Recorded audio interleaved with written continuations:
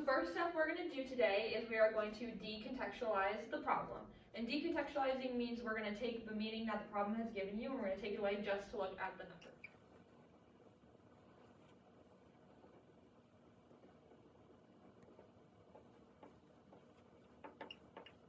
Okay, Anna, would you like to explain your reasoning for your drawing there? Sure. So once I took the numbers out of the problem, I drew a rectangular prism and showed that the volume was 240 feet cubed.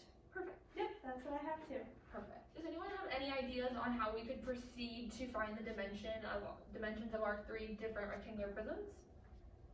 I think the first step is we have to find factor triples of 240. And why is that? Can you use your mathematical language to explain to me why we would need to do that? Since volume is length times width times height, that means there has to be 3 dimensions I'm solving for. Exactly. Perfect. Let's get to work. Students, if you're struggling at all, I've drawn a few figures up here for you, just representing the three different rectangular prisms that you're trying to create. And just a reminder that volume does equal length times width times height. So you're going to take that 240 and you're trying to find your length, your width, and your height for three different rectangular prisms. Since I know 240 is divisible by 10, and that's 24, the only other options that can work with that is 6 and 4. So this one must be 10 by 6 by 4. The next number that I know is divisible by 240 is 5. And this one is 48. And 48 can work with 6 and 8.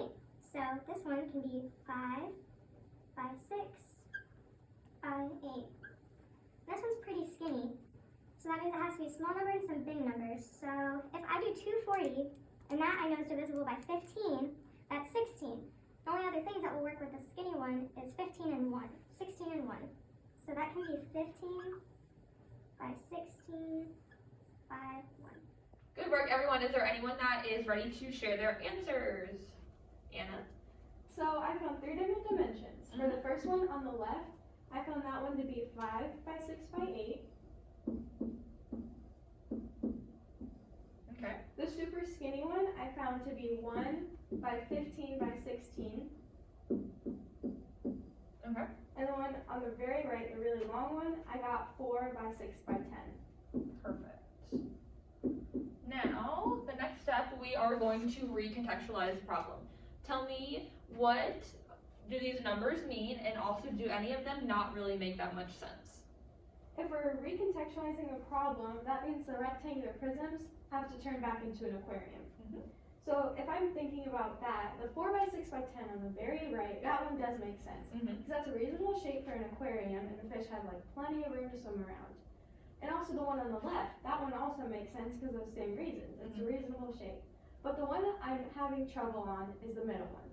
Because that one just seems very unreasonable for a rectangle as an aquarium. What's unreasonable about it? Because it's so skinny, the fish don't have room to swim side by side. They can only swim up and down.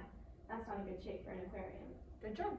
Now, if we were to draw a conclusion about this, and we were going to give the aquarium what they should do to their fish tanks, which one would you suggest that they, or two, which one or two do you suggest that they use? I think the aquarium should use either the one on the very left as 5 by 6 by 8, the one on the very right, which is 4 by 6 by 10. And that's because when I took the problem out of context, I found like just the straight numerical solutions, but when I put it back in, it just didn't make sense for the 1 by 15 by 16.